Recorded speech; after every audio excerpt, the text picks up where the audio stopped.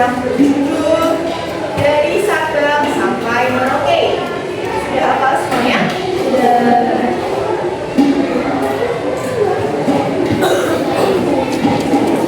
Sambil duduk aja ya, nggak apa-apa ya.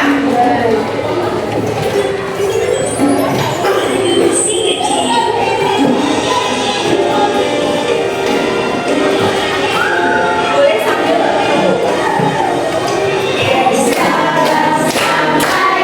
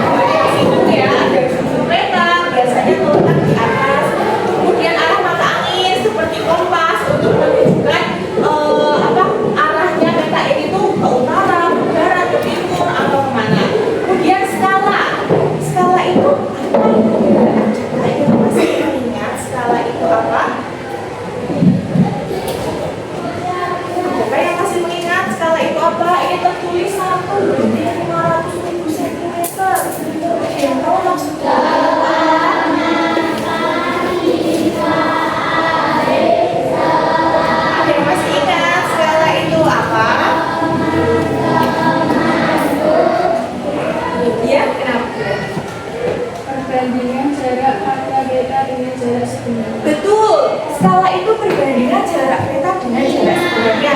Maksudnya apa, Bu? Contoh, misal 1/500.000, berarti 1 ini menandakan 1 cm di peta itu jarak sebenarnya, yang aslinya itu jaraknya 500.000 cm. Misal dari SD ke alun-alun lama itu di peta itu cuma 4 cm, padahal aslinya kalau 1 cm itu 500.000. Nanti gimana itu kalau misalkan jarak sebenarnya? Misalkan dari SD ke alun-alun itu yang kecil itu 4 cm di peta, berarti jarak sebenarnya berapa? 50.000 wes. Jarak sebenarnya 50.000, berarti kalau 4 cm berapa? 200? Iya, 200.000, betul. Jadi tinggal dikalikan saja. Oh, ada keterangan 1/500.000 atau 1/50.000, itu tergantung ya. Berarti jarak sebenarnya tinggal dikalikan saja. Misalkan jarak dari sini ke sana 5 cm di peta, berarti jarak sebenarnya bagaimana? Ya tinggal dikalikan saja 5 dikali ini. Kemudian ada peta sisipan atau peta yang lebih besar. Misalkan untuk menentukan wilayah ini contohnya NTB. Oh, berarti ini padahal di Indonesia kan banyak pulau, tapi yang diperbesar NTB. Kemudian ada simbol ya, ada kotak, lingkaran, segitiga. Kemudian ini tata warna. Misalnya segitiga itu gunung. Kalau warna apa ini kuning berarti sentimeter. Kemudian legenda. Legenda itu untuk menjelaskan simbol, betul.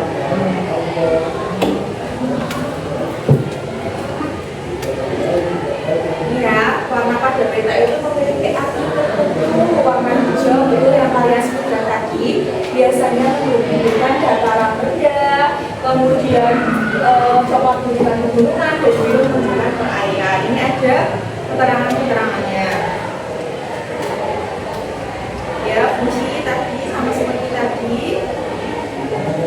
Nah, ini simbol peta ya, sudah sempat Bu Anissa singgung, tapi Bu Anissa mengulas lagi. Simbol peta itu ada dua, ada simbol budaya dan juga simbol alam. Simbol budaya itu yang mewakili penampakan budaya. Contohnya apa ya? Ini kayak kota, jalan, rel, kota administratif. Ada yang masih ingat apa sih kota administratif? Kota administratif itu ibu kota ya. Misalkan kita lihat di peta ada simbol seperti mata. Oh, berarti itu kota administratif atau ibu kota. Misalkan Jawa Tengah, ibu kotanya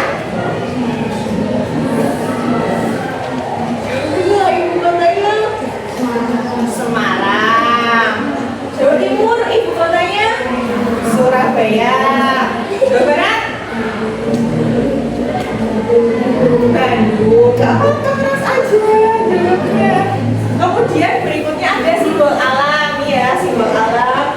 Kalau apa seperti ranting yang bercabang itu namanya sungai. Kalau gunung itu segitiga. Kemudian danau seperti tetesan air, dan rawa juga seperti tetesan air, cuma ada strip-stripnya. Jadi simbol peta itu ada dua ya, simbol budaya dan simbol alam. Nah, ini Bu Anissa akan menjelaskan fungsi peta. Fungsi peta yang kalian tahu apa? Fungsi peta itu menurut kalian? Peta itu menunjukkan lokasi. Betul. Ada lagi yang berpendapat lain? Fungsi peta menurut kalian ini, Bu, peta itu fungsinya untuk ini gitu. Fungsi peta yang tahu selain menunjukkan lokasi, ini menunjukkan lokasi suatu tempat, menentukan arah dalam perjalanan. Misalkan yang kalian tadi sebutkan Google Map, belok kanan 300 meter lagi belok kiri. Nah, itu membantu menentukan arah. Jadi kalian tidak kesasar. Nah, itu fungsi peta. Kemudian menyajikan informasi geografis ya. Jadi peta itu, oh ternyata di Jawa Tengah itu ada gunung ini, Gunung Slamet, ada gunung ini. Kalau di Yogyakarta ada Gunung Merapi. Nah, itu fungsi peta itu menyajikan informasi seperti sungai, gunung, dan kota. Lalu menganalisis data seperti sumber daya alam dan juga curah hujan. Ini cara membaca peta. Kalian bisa nggak membaca peta? Bisa tidak? Tidak. Ini cara membaca peta itu yang pertama judul peta untuk mengetahui jenisnya informasi yang disajikan. Yang tadi judulnya misalkan peta Jawa Tengah. Oh, berarti ini daerah Jawa Tengah. Lalu gunakan skala untuk mengetahui jarak. Biasanya di peta itu sudah ada tertera skalanya. Kemudian pelajari simbol-simbol. Oh, ternyata segitiga itu gunung. Terus tadi yang seperti mata itu mata administratif. Nah, itu biasanya ada keterangannya. Lalu gunakan arah mata angin ya, tadi yang seperti kompas untuk mengetahui orientasi peta dan arah lokasi. Ini perbedaan peta dan globe. Yang kalian tahu apa perbedaan peta dan globe? Kalian tahu globe? Tahu apa itu globe? Globe itu bola dunia. Ya, jadi globe itu kalian bisa putar-putar. Lalu bedanya peta dengan globe itu apa? Peta itu gambaran permukaan bumi 2 dimensi ya, hanya panjang dan juga lebar. Sedangkan globe itu 3 dimensi, jadi bisa diputar-putar. Kalau kita mau di daerah Indonesia, Jawa Tengah itu biasanya kalau kita bisa memutar-putar menggunakan globe. Jadi bedanya itu ya ini, sama-sama permukaan bumi, tapi kalau peta itu 2 dimensi. 2 dimensi itu panjang dan lebar. Kalau globe itu 3 dimensi, jadi bisa diputar-putar. Baik, untuk materi peta apakah sudah paham? Sudah. Coba Bu Anissa tanya lagi. Peta, apa maksudnya ini sebelum memulai ke materi berikutnya? Peta itu apa, Mas Saka? Yang kamu ketahui, ya,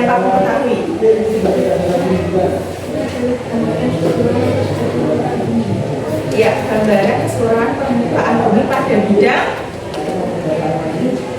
datar dengan menggunakan skala tertentu. Betul. Lalu komponen peta itu ada apa saja? Apakah yang bisa menjawab komponen peta?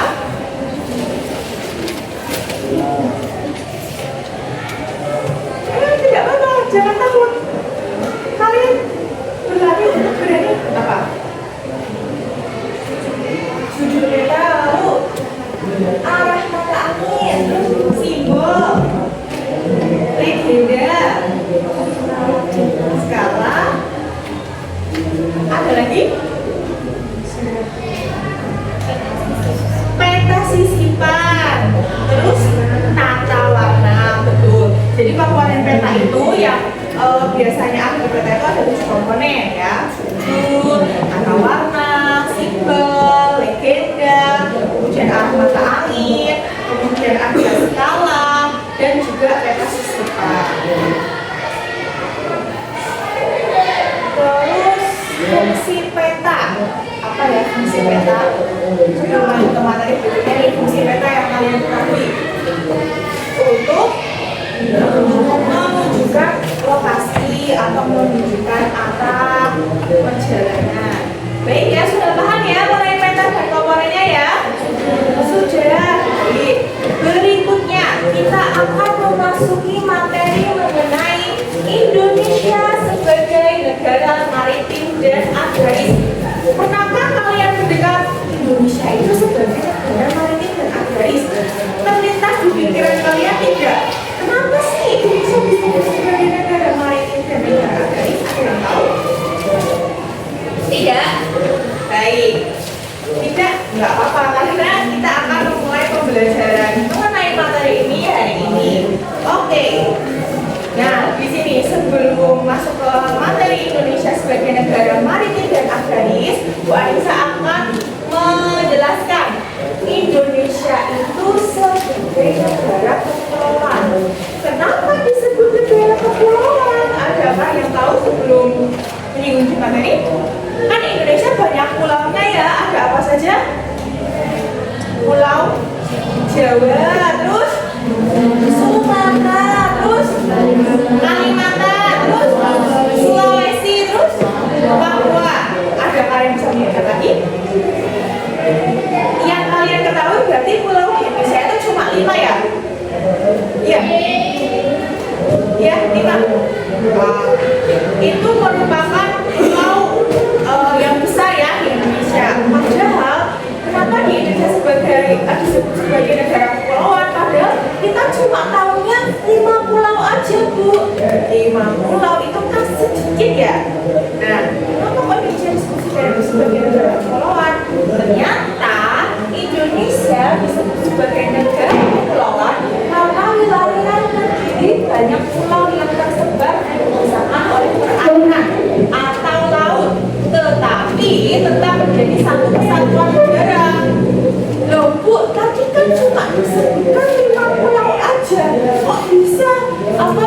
Karena wilayah terdiri dari banyak pulau, padahal 5 itu sedikit loh Bu untuk suatu negara. Ternyata Indonesia itu memiliki lebih dari 17.000 pulau, sangat-sangat banyak, baik besar maupun kecil.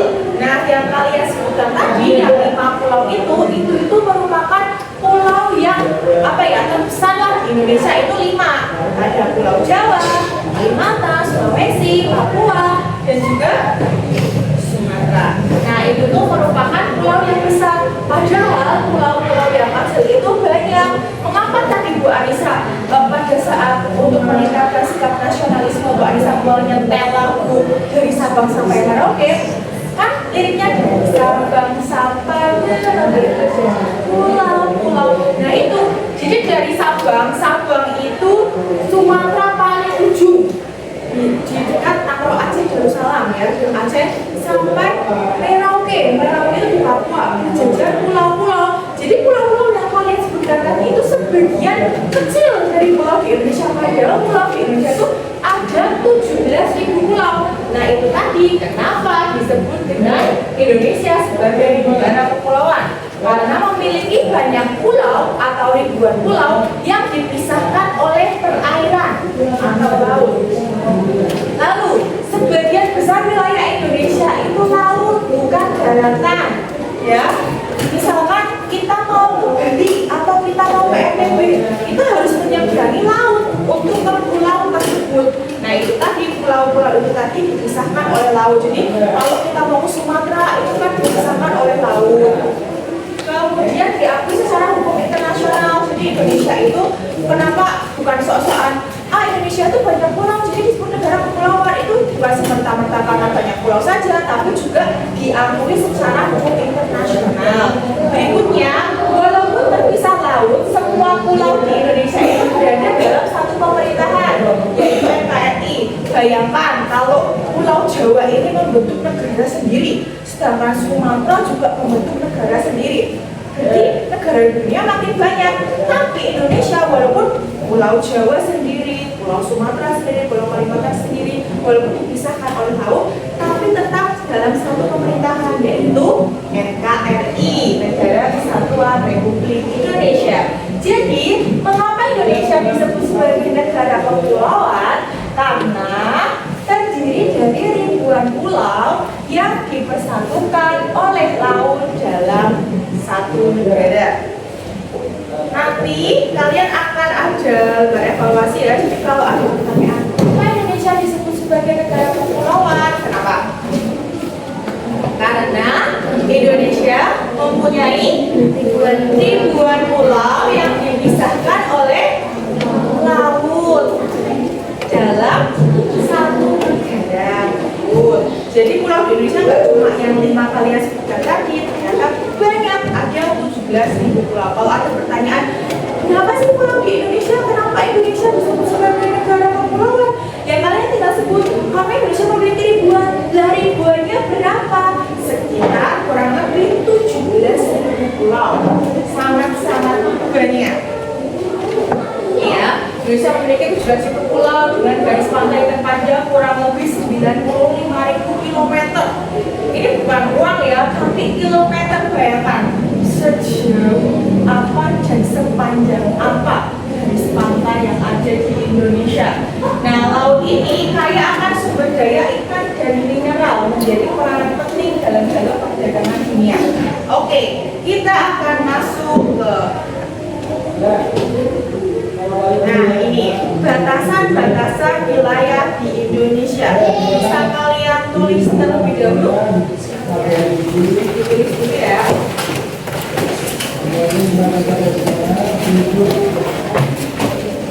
5 menit ya. Nah, ini batasan-batasan wilayah Indonesia itu ada barat, timur, utara, selatan. Sebelah barat berbatasan dengan Samudra Hindia. Sebelah timur berbatasan dengan Papua Nugini dan Samudra Pasifik. Papua Nugini itu masuk di Indonesia, termasuk negara Indonesia bukan ya? Papua Nugini apakah termasuk menjadi bagian dari negara Republik Indonesia? Iya. Tidak. Papua Nugini itu negara sendiri karena Papua Nugini itu memisahkan diri dari Indonesia. Padahal masuk di Indonesia sudah senang ya, kayak pemerintahannya ya bagus. Ternyata Papua Nugini mau membuat negara sendiri, sudah pisah dari Indonesia. Kalau Papua Nugini, kalau yang kalian sebutkan tadi Pulau Papua itu masih Indonesia, tapi kalau Papua Nugini itu negara, bukan termasuk wilayah di Indonesia. Berada Samudra Pasifik. Ya, apa yang berjalan berapa di mana apa? Ya, kita sudah dulu. Nah, saya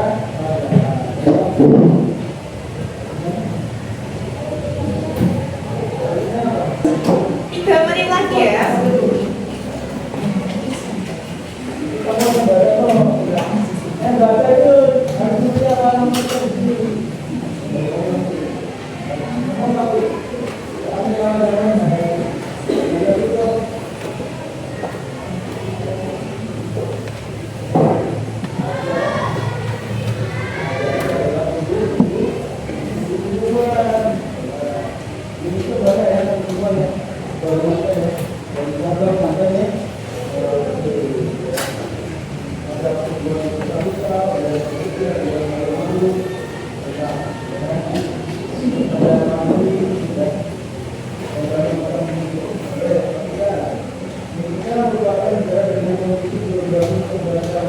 Kita jelaskan terlebih dahulu batasan-batasan wilayah di Indonesia. Dari yang sebelah barat itu berbatasan dengan Samudra Hindia. Adakah yang tahu samudra itu apa ya? Tahu samudra itu apa? Apa samudra? Laut. Ada lagi pendapat lain samudra itu apa? Tapi kalian pernah mendengar samudra itu? Pernah mendengar samudra? Pernah mendengar? Nah, samudra itu wilayah perairan sama seperti laut, tapi bedanya itu samudra itu lebih luas dan lebih dalam. Kalau laut mungkin ada kedalaman tertentu, tapi samudra itu sangat-sangat dalam. Jadi kalau kalian ke situ, ya nggak tahu selamat atau tidak, karena sangat-sangat dalam. Biasanya kalau di peta yang wilayah samudra itu biasanya warnanya itu biru pekat, biru tua. Kalau laut kan ada biru muda, agak kehijauan, lalu baru biru tua. Nah, kalau samudra itu biasanya langsung biru pekat, biasanya menutupi wilayah bumi. Berikutnya sebelah timur berbatasan dengan Papua Nugini dan Samudra Pasifik. Jadi Papua Nugini itu bukan termasuk NKRI ya, atau bukan termasuk wilayah negara kesatuan Republik Indonesia. Papua Nugini itu merupakan negara tersendiri. Tadinya itu masuk di Indonesia, termasuk wilayah Indonesia. Tapi Papua Nugini itu memisahkan diri. Ya itu berakhirlah kalau sebelah timurnya itu berarti Indonesia itu, sebelah timurnya Indonesia itu Papua Nugini dan Samudra Pasifik.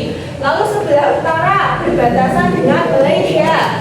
Nah, sebelah utara itu biasanya kan Kalimantan, Malaysia Timur, Singapura, Laut, Cina Selatan, Laut Andaman, Filipina, dan Samudra Pasifik. Sebelah selatan itu berbatasan dengan Samudra Hindia, Laut Arafuru, dan juga Australia. Baik, kita akan masuk ke negara maritim. Apa itu negara maritim? Tadi kan sebelumnya menyebutkan negara kepulauan, ternyata Indonesia juga disebut sebagai negara maritim. Negara maritim itu negara yang sebagian besar wilayahnya berupa perairan atau memiliki kawasan laut yang luas. Jadi kalian kalau mengingat-ingat negara maritim, kenapa Indonesia disebut dengan negara maritim? Yaitu tadi karena negara sebagian besar wilayahnya itu berupa perairan. Ya, kalau kalian lihat tadi peta Indonesia itu kan banyaknya biru ya daripada hijau, yaitu tadi karena wilayah lautnya atau wilayah perairannya itu sangat luas. Ciri-ciri negara maritim yang pertama jelas memiliki wilayah laut. Kalau maritim itu wilayah laut. Biasanya kalau di negara yang dekat dengan wilayah laut, dengan pantai, dengan laut itu bermata pencaharian sebagai apa ya? Kalau dekat dengan laut biasanya pekerjaannya apa? Nelayan, betul. Jadi ciri-ciri negara maritim itu biasanya sudah memiliki laut, pasti orang-orangnya itu bekerja sebagai nelayan. Kemudian memanfaatkan laut untuk kesejahteraan rakyat, yaitu tadi dilakukan ada ikan, ada udang, ada kepiting, ada rumput laut. Lah itu biasanya kan ditangkap oleh nelayan, dijual, dipasarkan sampai ke perut kalian. Nah itu tadi. Kemudian memiliki transportasi laut. Transportasi laut itu apa ya? Kapal, betul, perahu, ya, memiliki perdagangan laut, lalu memiliki armada militer laut untuk menjaga kedaulatan laut wilayahnya itu. Tadi ya ciri-ciri negara maritim yang pertama yaitu jelas memiliki laut, lalu memanfaatkan laut untuk kesejahteraan rakyat, memiliki transportasi laut. Nah, laut di Indonesia itu sangat luas ya. Kenapa Indonesia disebut sebagai negara maritim? Yaitu tadi karena wilayah perairannya atau wilayah lautnya itu sangat banyak dan sangat luas. Manfaatnya itu yang pertama sumber daya perikanan ya, ada ikan tuna, ikan kerapu, udang, kepiting dan lain sebagainya itu bisa dimanfaatkan untuk sebagai mata pencaharian ya, ikan-ikan bisa dijual, kemudian bisa menambah asupan protein untuk kalian. Lalu pariwisata bahari ya, biasanya kalau pantai-pantai laut-laut itu biasanya dijadikan sebagai pariwisata, jadi laut itu bisa bermanfaat.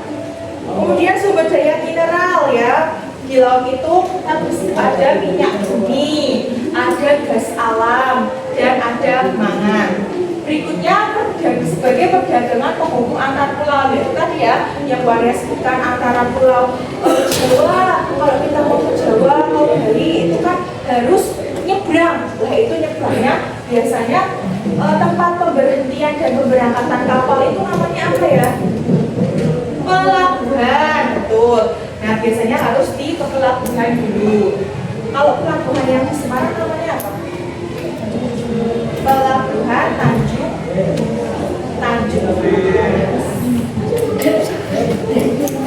Berikutnya Indonesia sebagai negara agraris. Tadi Indonesia sebagai negara maritim karena mempunyai wilayah laut atau perairan yang sangat luas dan banyak.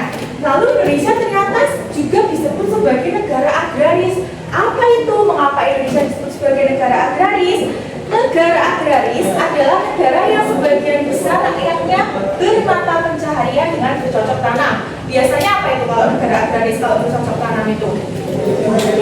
Petani ya. Kenapa Indonesia disebut sebagai negara agraris? Yaitu tadi karena di wilayah Indonesia daerahnya itu biasanya ada sawah, ada perkebunan, sangat-sangat banyak dimanfaatkan untuk menjadi lahan pertanian dan perkebunan. Ya, kenapa Indonesia disebut sebagai negara agraris? Karena sebagian besar rakyatnya itu bermata pencaharian sebagai petani. Nah, ciri-cirinya tadi ciri-ciri negara maritim itu wilayah lautnya luas dan banyak. Kalau negara agraris ciri-cirinya yang pertama jelas ya, kalau tadi maritim lautnya luas, kalau negara agraris wilayah daratannya luas sehingga bisa dimanfaatkan sebagai lahan pertanian. Lahan pertanian itu biasanya menghasilkan apa saja ya? Ada yang tahu? Padi ya, padi bisa diolah menjadi beras dulu, baru nasi. Betul, memiliki sawah, ladang dan kebun yang luas. Jadi ciri-ciri kenapa Indonesia disebut sebagai negara agraris yaitu tadi pertama daratannya itu luas ya jelas, tadi pulau-pulau di Indonesia ada 17.000 pulau, itu kan termasuk disebutnya daratan juga.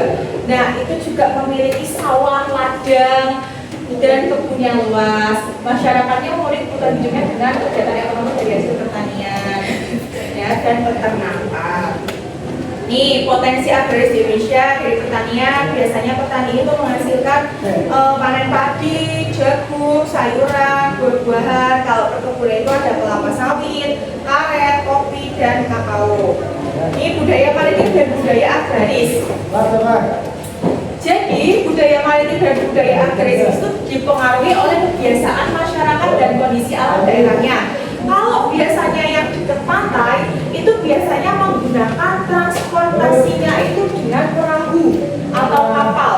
Kebutuhan penting agar masyarakat bisa tetap terhubung antar pulau dan untuk mengeksplorasi sumber daya laut. Biasanya yang masih memanfaatkan transportasi kapal itu di wilayah Kalimantan ya, itu biasanya rumah-rumahnya pun di atas air, itu biasanya transportasinya itu menggunakan perahu atau kapal. Lalu jelas ada pasar ikan ya, setelah nelayan-nelayan tadi mencari ikan di laut lalu dipasarkan atau diperjualbelikan di pasar ikan untuk menjual hasil tangkapan mereka. Yang berikutnya alat memotong dan menumbuk padi ya. Jadi kalau misalkan petani itu habis panen padi itu nggak tiba-tiba langsung jadi beras, tidak, harus diolah dulu ya. Jadi padi habis itu ditumbuk menggunakan ini alat pemotong dan penumbuk padi, dipisahkan antara gabung tuh ya. Nah itu juga itu kan tadinya nyambung dengan daun dan batangnya padi lah, itu dipisahkan dulu menggunakan alat pemotong dan penumbuk padi, baru diolah jadi beras sampai akhirnya jadi nasi ke kalian. Terus festival laut dan festival padi. Festival ini diselenggarakan sebagai bentuk rasa syukur masyarakat sebagai ungkapan doa agar hasil laut atau hasil panen mereka terlimpah. Festival laut itu biasanya kalau misalkan nelayan itu tangkapannya itu banyak, itu biasanya mengadakan festival di laut. Lalu festival padi biasanya yang tidak gagal panen ya, tapi yang berhasil panen biasanya ada festival padi di wilayah-wilayah tertentu. Hubungan maritim dan agraris ya, lalu digunakan untuk melakukan hasil pertanian dan menyediakan ikan sebagai sumber daya protein dan petani. Lalu peran agraris itu hasil pertanian yang tadi seperti beras, jagung, dan sayuran untuk memenuhi kebutuhan pangan di wilayah pesisir pantai. Baik, setelah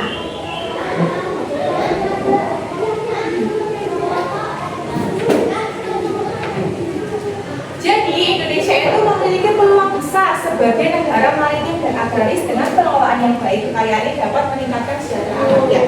Baik, tadi Bu Anita sudah menjelaskan ya dari mulai peta sampai akhirnya Indonesia sebagai negara kepulauan, Indonesia sebagai negara maritim, Indonesia sebagai negara agraris.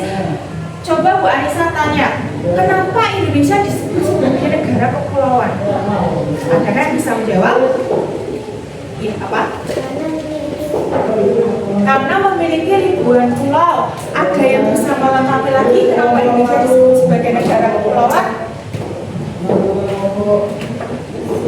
Pulau di Indonesia itu kurang lebih ada berapa banyak? 17.000. Ya, 17.000 pulau. Kenapa disebut Indonesia itu sebagai negara kepulauan? Baik, Bu Anissa lengkapkan ya. Jadi Indonesia itu disebut sebagai negara kepulauan karena memiliki ribuan pulau yang dipisahkan oleh laut dalam satu negara. Betul. Kemudian kenapa Indonesia itu disebut sebagai negara maritim?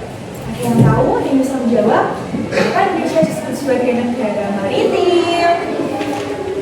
Kan Indonesia disebut sebagai negara kepulauan, sudah dijawab. Kenapa Indonesia disebut sebagai negara maritim? Ada yang tahu? Ya.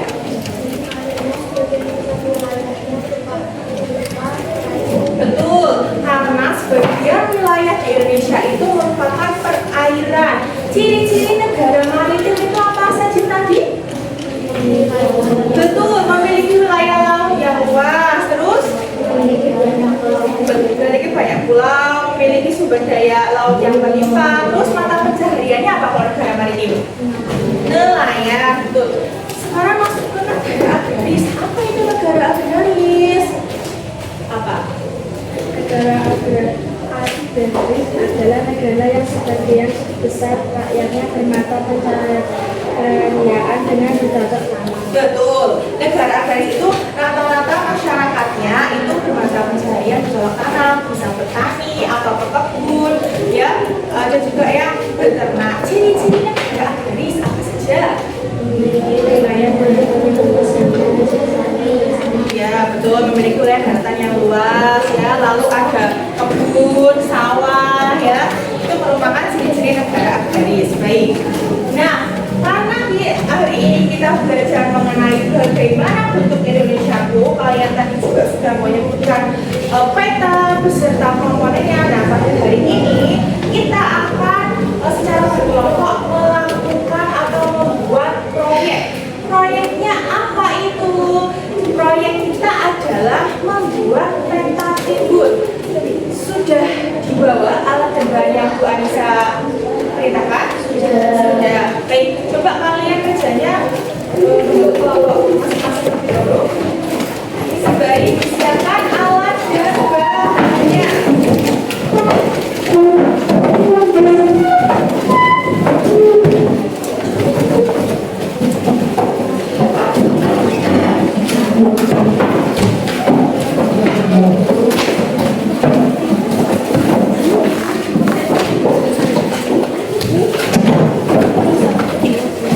Sudah? Baik. Di sini Bu Anissa akan membagikan lembar kerja muridnya.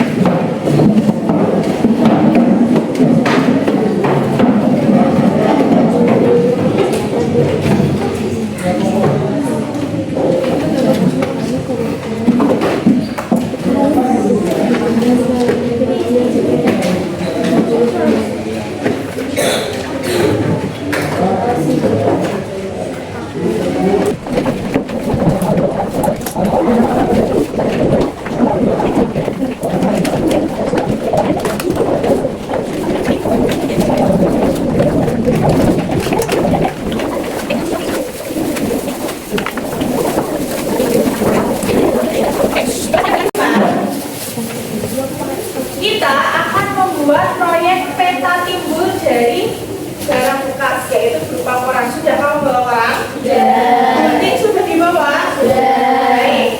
Bu Anissa akan memperlihatkan cara pembuatannya terlebih dahulu. Jadi, garis punya atau sarung tangannya jangan dipakai terlebih dahulu. Coba semuanya perhatikan ke depan. Nah, Bu Anissa akan memberikan, perhatikan dulu video di depan.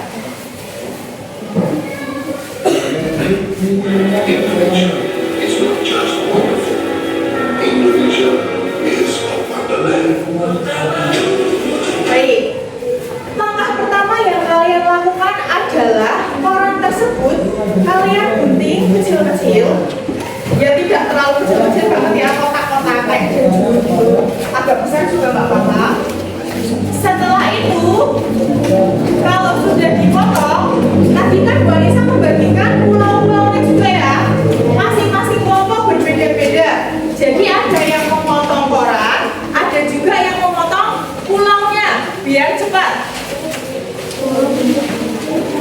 Nah, yang dipotong terlebih dahulu, koran tersebut kalian potong letakkan di baskom.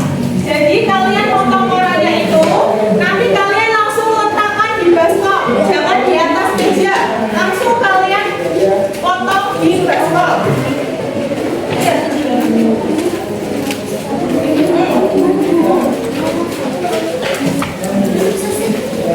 Nah,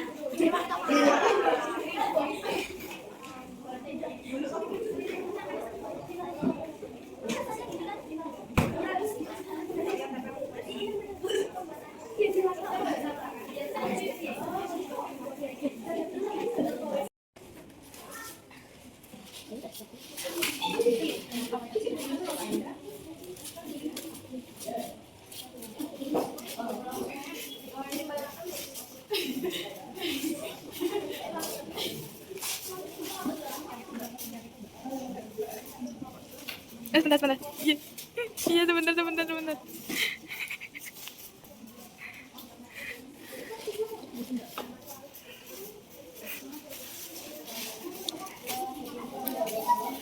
Cuci.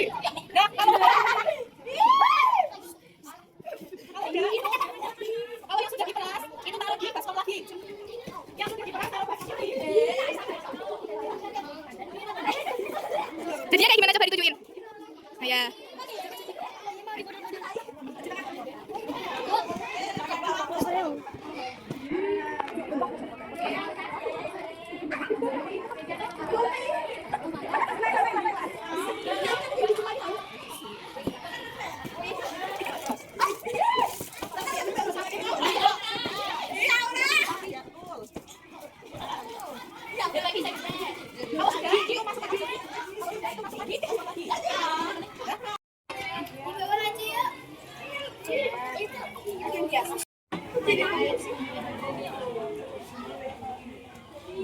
Sampai jadi bubur.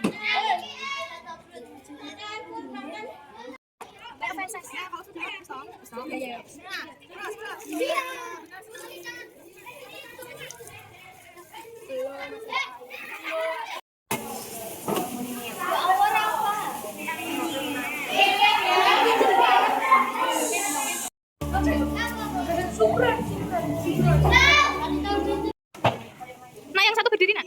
Yang satu berdiri, biar kelihatan. Nah.